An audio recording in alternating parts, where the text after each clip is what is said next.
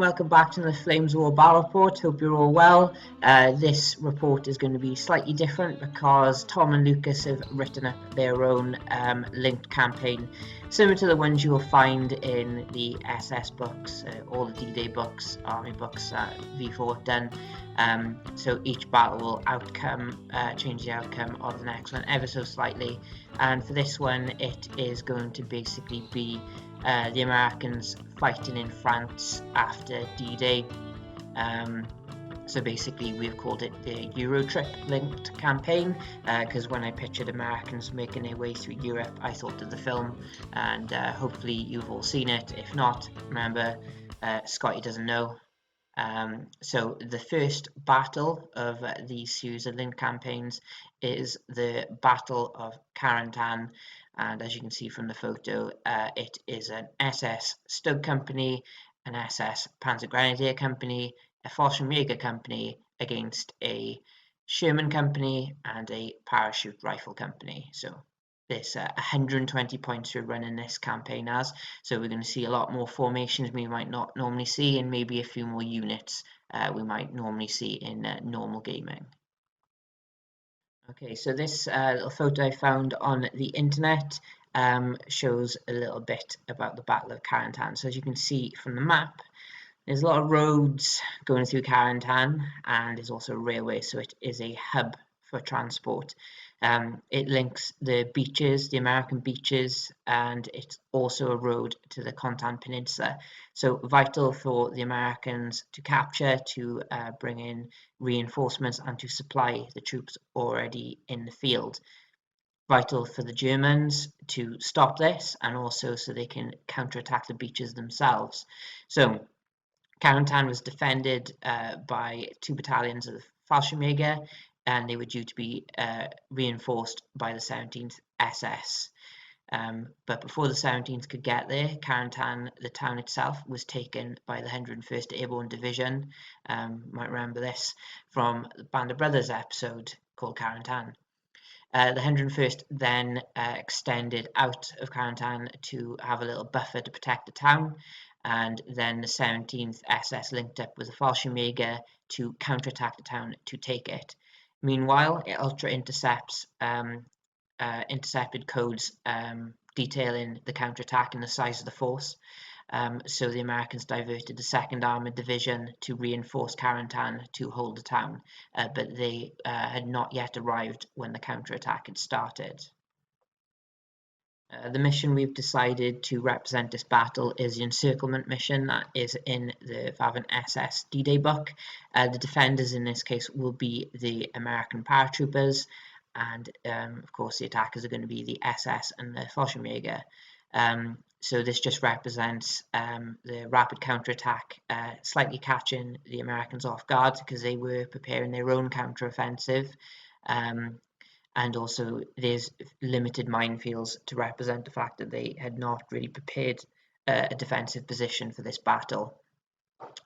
Also as well, there are scattered immediate reserves, which is perfect for the American armour coming onto the battlefield to help out the paratroopers.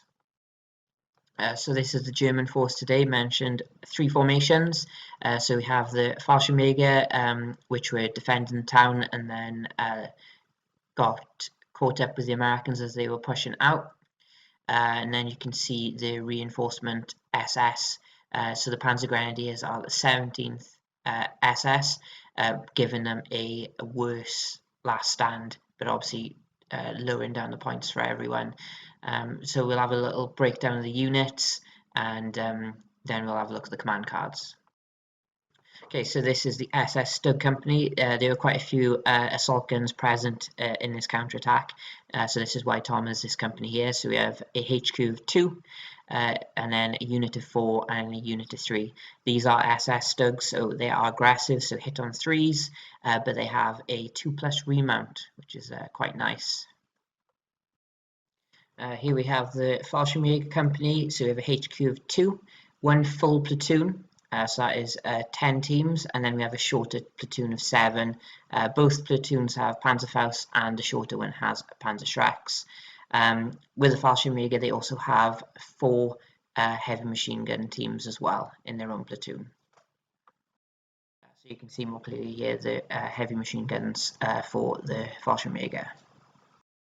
And here is the SS Panzergrenadier Company. So we have a HQ of 2, and then 2 full platoons, both with Panzerfausts, and one has a Panzerschreck. Also in the formation are 6 8cm mortars, 4 12cm mortars, and 2 AA trucks. Okay, and these are the Nebelwerfers. These are actually the very rare single-barreled ones. Yes, they're a proxy. Unfortunately, don't have any. We did have a discussion of having them off table, but it was a bit unfair that Lucas wouldn't be able to get a counter battery and maybe pin them.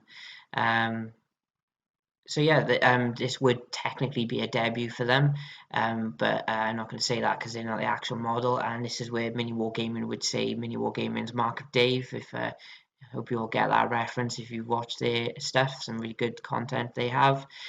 So yeah, so I'm also going to have a makeshift salvo template as well. I don't have one of them, but I like to see how they do today, because maybe I'd be tempted to get them for myself if they do a good job. Okay, so here are the command cards. So the Volksdeutsch card is for the 17th Panzergrenadier Company. So that basically -1 point per unit, but their last stand goes to a 5+. So not too bad. I might think of taking it myself, and this is a debut for the 17th SS as well on the channel, which is good. Nice seeing new debuts all the time.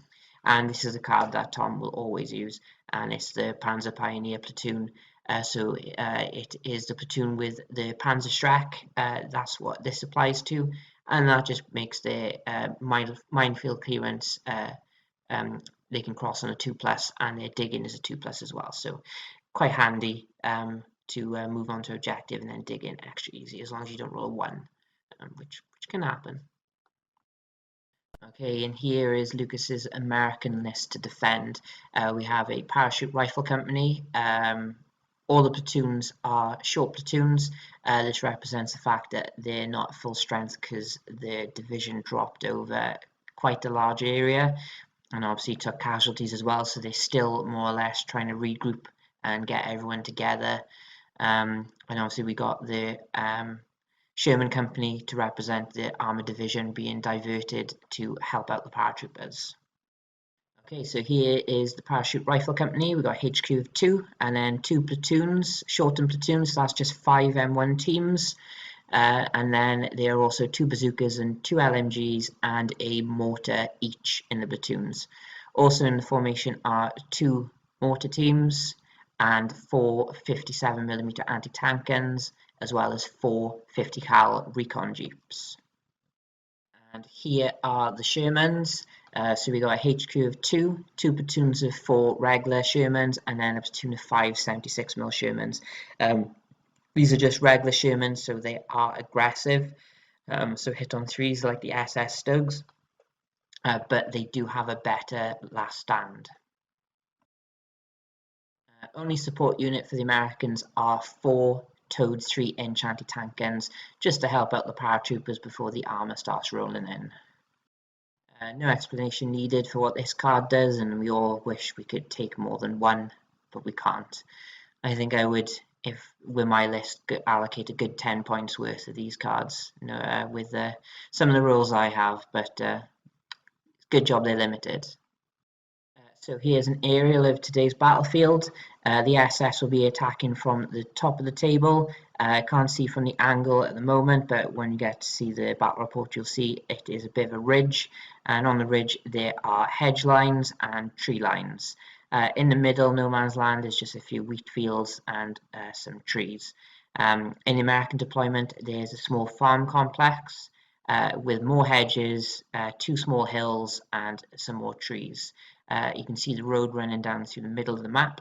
That is the road leading into Carentan, of which this company of paratroopers have been tasked to hold and wait for support. As you can see, there are a few craters dotted around because when the American lead elements bumped into the holding line of the Fallschirmjäger, both sides let off their artillery, trying to pin each other down, and that is what that represents. So now we have the armies, we have the board, we can start setting up, and start rolling some dice. Okay, so we're fully deployed. In reserve we have the Sherman HQs, Sherman 76s, platoon of Shermans and the recon jeeps, and in ambush we have 1st platoon of the paras. Now on the field we have the 3-inch guns occupying this left flank, occupying the hill and on the objective, and we also have 2nd platoon of the paras. In the centre we have the 57mm anti-tank guns, the HQ are in the farmhouse and the mortars behind, and then we have a platoon of Shermans behind the woods here hidden.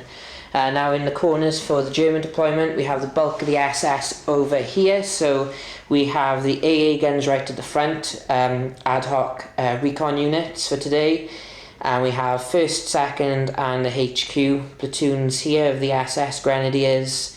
We have a unit Stugs at the front, the unit of 4. We have the heavy mortars and the Nebelwerfers with the single barrel at the back behind the hill. And then over on the right flank for the Germans we have the Fallschchrimjagers with some SS support. So we have the 3 platoon of Stugs and the HQ, and then we have 2nd platoon here, 1st platoon here, HQ right by there, and then we have the heavy machine guns and the 6 SS mortars in the woods. And that is deployment. And SS have first turn, so good luck to everyone involved, and let the Battle of Carentan commence.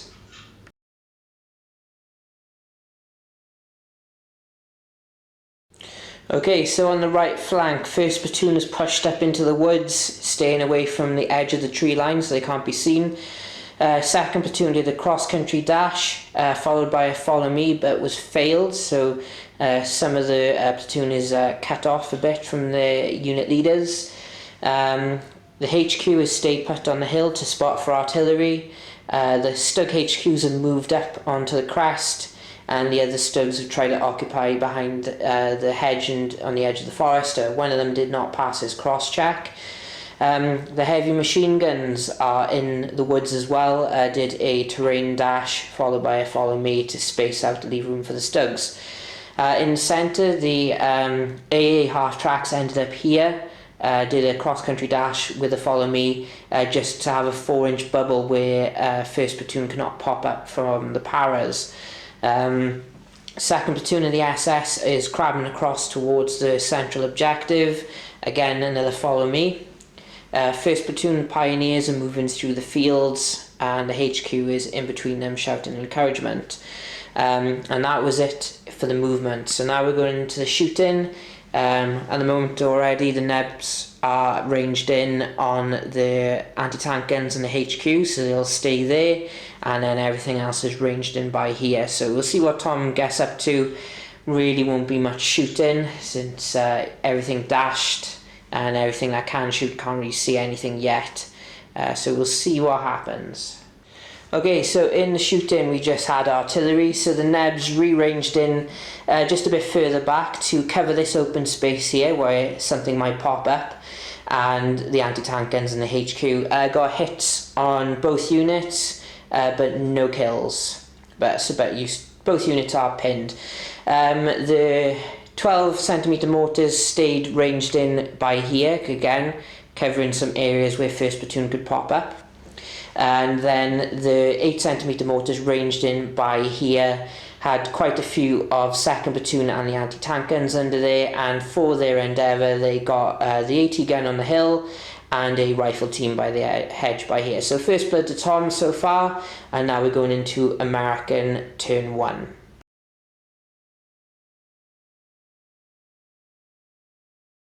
Okay, so going over for motivation step. 2nd platoon did not rally, the 3-inch towed guns did. The HQ did not rally, but the anti-tank guns did.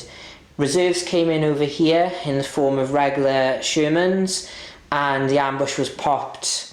1st platoon has popped up here, so a bit fiddly with the 4 inches where they could deploy with concealment, and then the 16 inches in the open. But basically we have 2 rifle teams, the mortar, the LMG and a bazooka team in the forest, 2 rifle teams here, and then another LMG, bazooka, and a unit leader in this little bit of the field here. And that is it. So now we're going to go into movement, if there's going to be any, and then we'll get into the shooting. Nice simple movement for the Americans. 2nd Platoon has put both their bazooka teams from under the template into the forest, just to give their lifespan a little bit longer, because they'll have to reroll their saves next turn.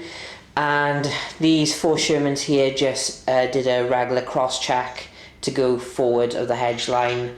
They are visible now to the Stugs as well as this lot, but they might be able to hose down some of these SS in the open. Oh, not in the open, they've got concealment, but there will be lots of MG shots, so we'll see what happens. And also there's LMG shots here. So, a bit exposed for the SS, but there's still plenty German infantry on the way. So, as the German units moved towards this hedge line, all of a sudden it just opened up into a cascade of fire. So basically the mortars ranged in by here. This is the regular mortars. No hits with them, unfortunate, but they are ranged in now. Mortars from 1st Platoon managed to pin down 1st Platoon and the HQ between them, but no kills. And then the 3-inch guns opened up, and they managed to kill one of the HQ Stugs. The infantry here opened up onto the unfortunate Fallschchrimjager that was working his way through the field, and he got mowed down. The 57mm guns split their fire. They didn't get much over here and onto the Stugs on the hill, but they did pin down one in the woods.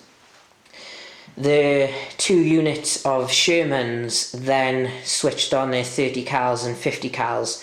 So these guys went straight up to here, and you can see there's a big chunk of SS 2nd Platoon that is now not there.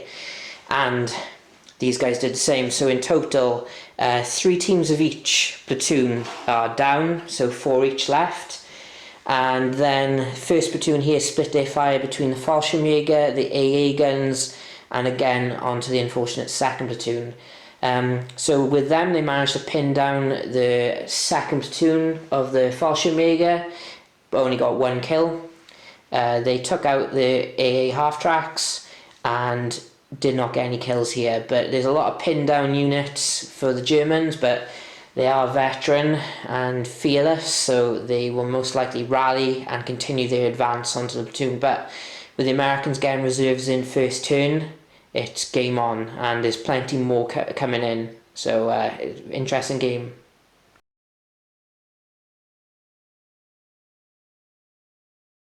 Okay, so motivation wise, everything's fine, apart from the 2nd Platoon of the Fallschchrimjager and it's already turn 2, have already failed 2 motivations, and these are meant to be pretty good guys, so that's a bit unfortunate. The Stug is back in, and then all of the SS over here, although a bit badly mauled, are still eager to go forward, so we'll see where this wave of Germans are going to end up. Okay, movement wise, basically the HQ units over here are remaining stationary to do their spotting. This guy tried to get back into the woods using his regular cross check and failed. 2nd Platoon of the Fallschchrimjagers, who did not rally, have dug in, but because it's only 6 inches, these 4 at the back are still not dug in, but they're going to be gone to the ground if they don't fire. 1st Platoon did a tactical and a follow me, only moving 10 inches in total, and now we're in assault range of their 2nd Platoon counterparts of the Americans.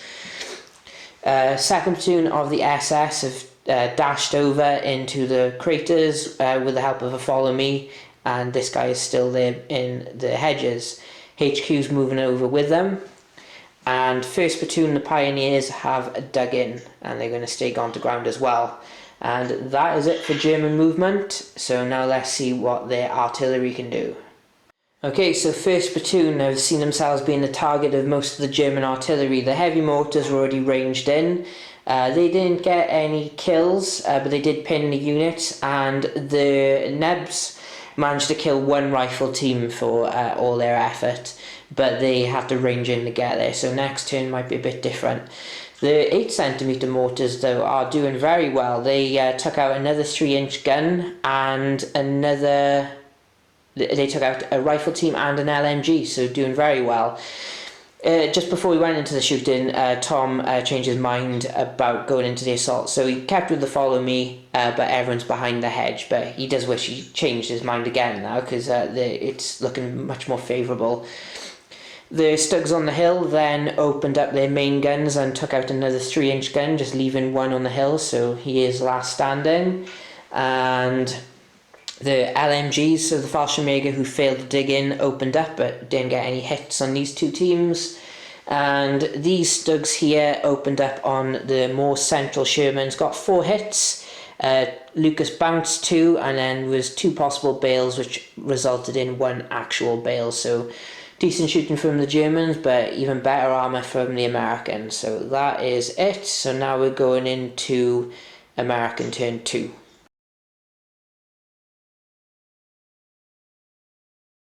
Okay, so in terms of motivation, very well. Only the 3-inch gun is still pinned. Everything else rallied, and he did pass his last stand.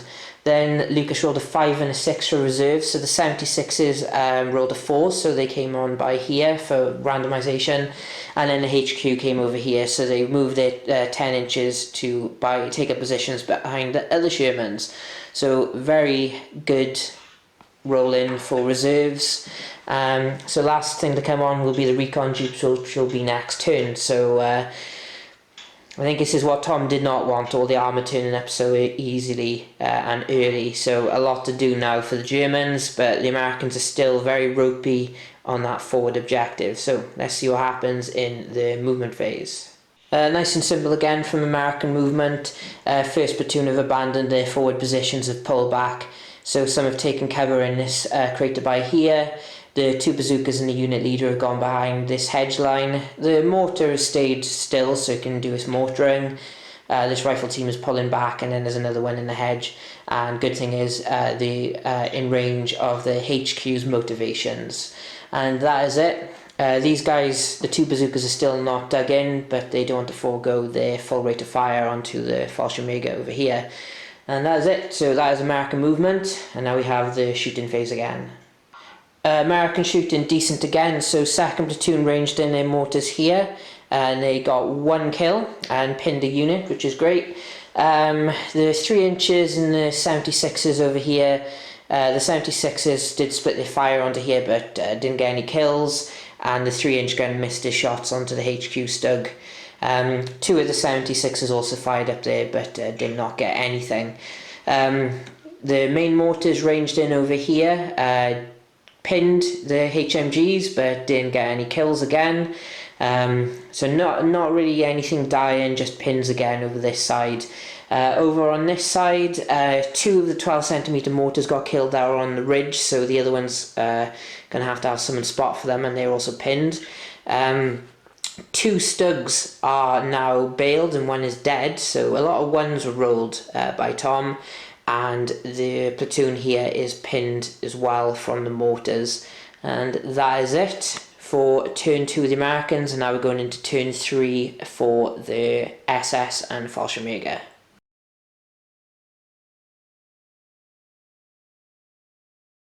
Okay, so in the motivation, these Fallschchrimjagers are still pinned. These guys over here are unpinned, and first platoon, the Pioneers, remain pinned, but the 2 Stugs have got back in. So we're into the movement stage for turn 3. German movement, the Fallschchrimjager here have dug in because they're pinned.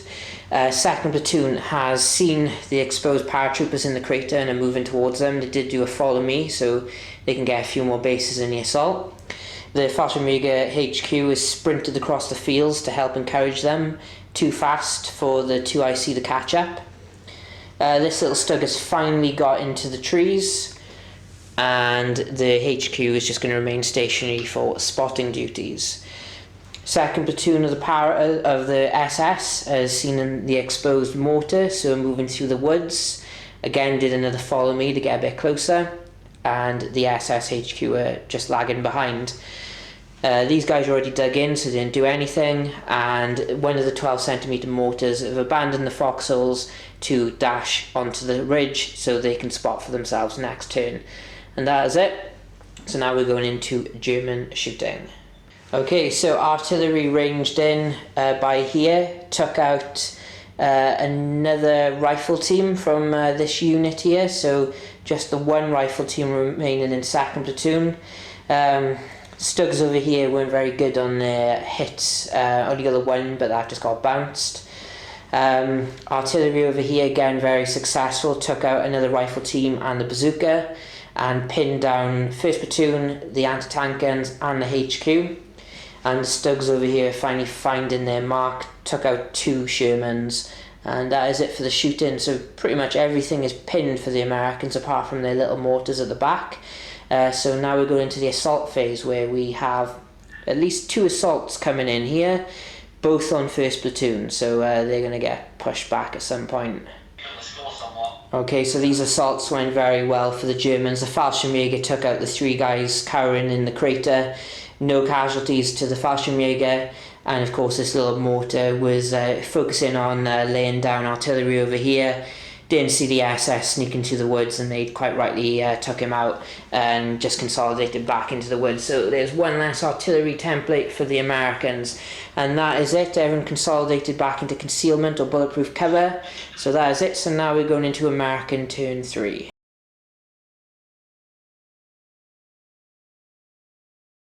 Motivation, everyone has rallied and everyone's past their last stand, and the recon jeeps rolled a 4 for their reserve, where they come out. So they're coming round to secure the left hand objective, as 2nd platoon are taking quite a few casualties. And that is it for motivation, so now we are moving. Okay, American movement, so there's the recon jeeps by there. The 76ers have moved off the hill to support the centre, and 1st platoon, what's left of it, is dug in.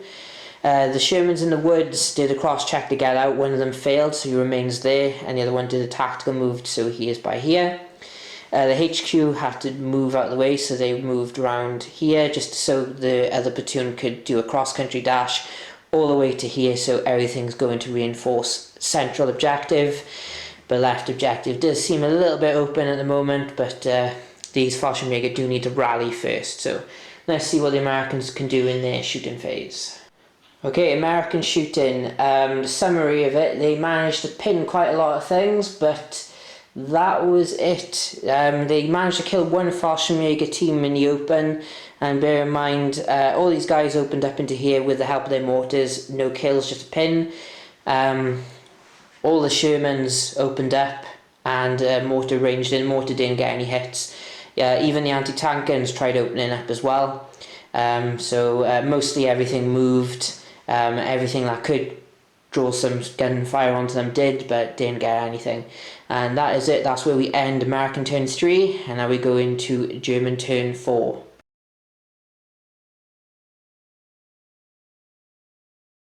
Motivations, 1st platoon again have failed to rally, so the objective over here is a little bit more secure, but there is artillery under there. 2nd platoon has rallied thanks to the HQ shouting at them. And the final thing that was pinned, that's been pinned for a while now, 1st platoon are unpinned, and the good thing for them, there are no Shermans hosing them down, so they're free to move and do what they would like. So there we go, and now we're into the movement phase again. Okay, so these guys are just remaining put because they're pinned. The heavy machine guns are moved off the ridge, moving more to the right. HQ's gone to ground. 2nd platoon is dug in. The SS in the woods and the HQ behind have all dug in as well, and the pioneers have moved from their position here to the right, going across the ridge. Everything else, stug-wise, is remained stationary to try and take out as many Shermans as they can. And that is where we end it. So now we're going into the shooting phase. Okay then, so the Nebs again took out the unit leader of the paratroopers and pinned down pretty much everything else. 12cm mortars ranged in and only managed to hit a Sherman, nothing happened. The 8cm mortars again is still again chewing through 2nd platoon. There's only unit leader, heavy machine gun and the bazooka left, and that's it for them.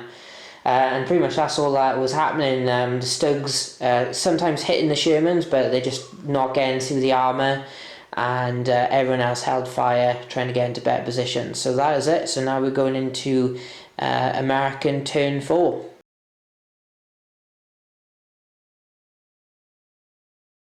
Motivation, 2nd platoon is good. 3-inch gun is still here. 1st platoon is good and stuck around. HQ has rallied. Anti-tank guns have rallied.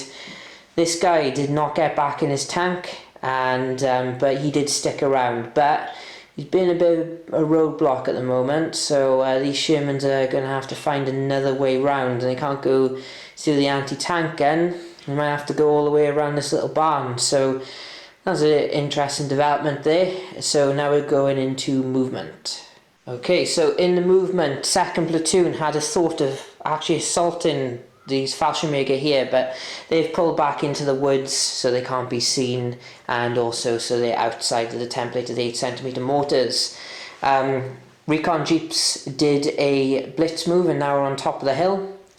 76s and 1st platoon remain stationary, as well as the 57mm anti-tank guns.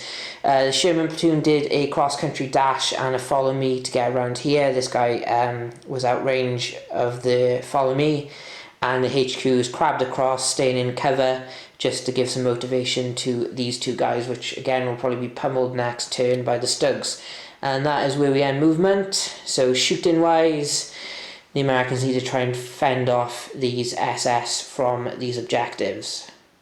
Okay, shooting with the Americans, fatigue is starting to sink in now. The Jeeps managed to get 3 hits on the Fallschchrimjager, no kills. And then in total 12 AT-12 shots up at the Stugs, 1 hit, that got bounced. The only great moment was this Sherman here fired at the 12cm mortar, then moved up and killed it, so putting them into last stand town. And that is it, what the Americans achieved. They managed to pin down this platoon again, and that's where we're at. So now we're going into German turn 5 and still got a lot to do.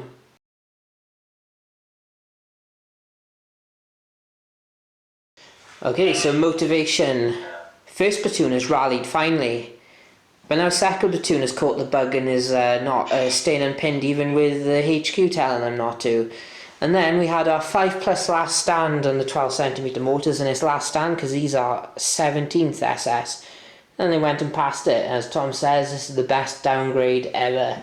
And we have done the motivations, no one's run off. 2nd platoon, although got a lot of work for 2nd platoon to do, because there's quite a lot of Shermans in front of them at the moment. So we will go into movement and see what the SS get up to, and Fallschchrimjager, let's not forget them. Okay then, so 1st platoon has moved into the woods to take out 2nd platoon of the Americans. One of the heavy machine guns has moved slightly further forward, making all of the heavy machine guns in range, albeit long range, of the half of the Jeeps. 2nd platoon stays still because they pinned. The Pioneers are still moving around to the back of the woods, and they did a follow me as well, and that is it for the movement. So turn 5, and we're still going to be fighting over these objectives for a few more, by the look of it, unless something happens over here on this objective, which could, but the Americans need to weaken their centre to support this left, so it'll be interesting to see what happens in the shooting phase. Okay, so the Nebs have put a smoke barrage going across here to protect the infantry. The infantry fired into the woods and took out a bazooka.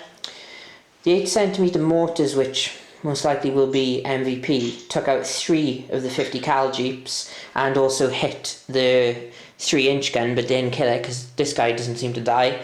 The heavy machine guns killed the final Jeep, and the Stugs took out 2 of the 76mm Shermans, and that's where the casualties stop for this turn. But we do have an assault. There are 2 teams left who are not pinned, so between them they have 7 shots, but they're hitting on 5s because of the woods. So Might lose a few Fallschchrimjager, but the Fallschchrimjager should carry the day and move to contest this objective, which the Americans then need to rush stuff over, so we'll see what happens. Another excellent assault for the Germans. Wiped out the unit and took no casualties, and quite a few units now are on the objective, so the Americans need to move to contest. The only things available are the 76mm Shermans, so that will weaken the centre, but that's what needs to be done to keep control of the game as we move into American turn 5.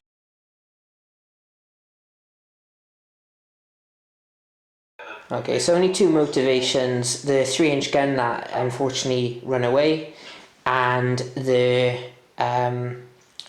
bailed out Sherman that was here, who's managed to get back in thanks to the commander. So we're going into movement phase, and 76ers need to do some movement tactically to contest this objective, and the other Shermans need to take up their place, otherwise 1st platoon is going to be, the last guy of 1st platoon and the LMG are going to be in big trouble. Okay, so the 76ers, 2 of them are able to get in to contest this objective, and the other one is down here to fire off at the Stugs. The 75s have taken up the central position where the 76ers were to protect the infantry guarding the objective, and the HQ's moved around, and another Sherman, and the guy in the woods is finally out. So we're back into shooting. Be difficult to get rid of these guys, and no doubt they will come out and get rid of these 76ers if possible, so we'll see what happens. American shooting, they could not dislodge the guys from the objective. They could only hit one of them, but there was more than one holding the objective, but they didn't get any. The other 76ers fired up the Stugs, got nothing, but the 75s took out a Stug, so the 76ers have been plugging away at them all day, but 75s are doing the job. And yeah, that's it. Another Fallschchrimjager team got taken out by the mortars, and that's where we end turn 5, and then we're going finally into turn 6 for the Germans.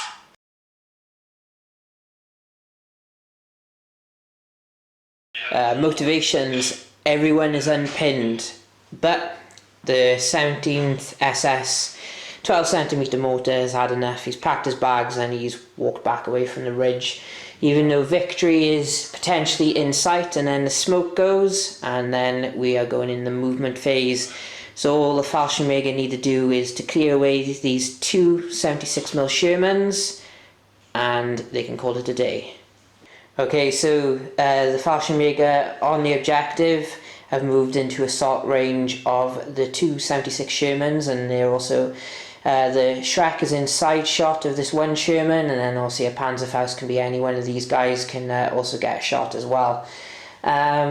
Basically everywhere else, the Fallschchrimjager moved onto the objective, and so have 2 of the SS teams, and the Stugs are moving off the ridge over here with a cross here, but one of them failed.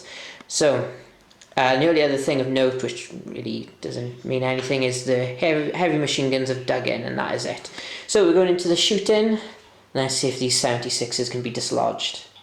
So the 8cm mortars have put a smoke barrage across to protect the infantry now in the open, and there's a lot of shots gone in. Lucas luckily fobbed on a shot that bailed out a Sherman over here, and the Panzer Shrek bailed another. The Panzerfaust did get a hit, but luckily Lucas bounced it with his armour. So it's all going into the assault now, and the Sherman 76, 5 shots total with all of its MGs, so needs everyone to hit to stop this, and guarantee one of them is going to get allocated to a Panzer Shrek, but a lot to do, so I'm very interested to see what happens here, so let's see if he can hold off.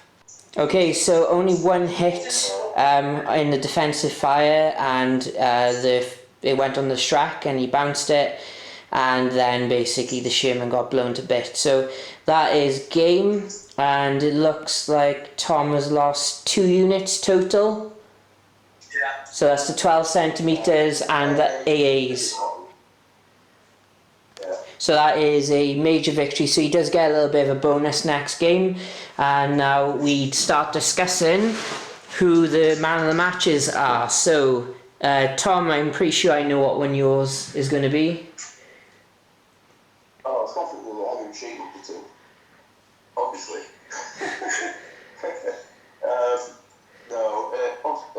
go to the 8cm mortars, the amount of damage that they did was just ridiculous. Yeah, so apart from 3 bases, they took out a para platoon, they took out 3 AAG recon jeeps, and they took out 3 3-inch towed guns. No, they killed 2 guns. Oh, 2. 2, yeah.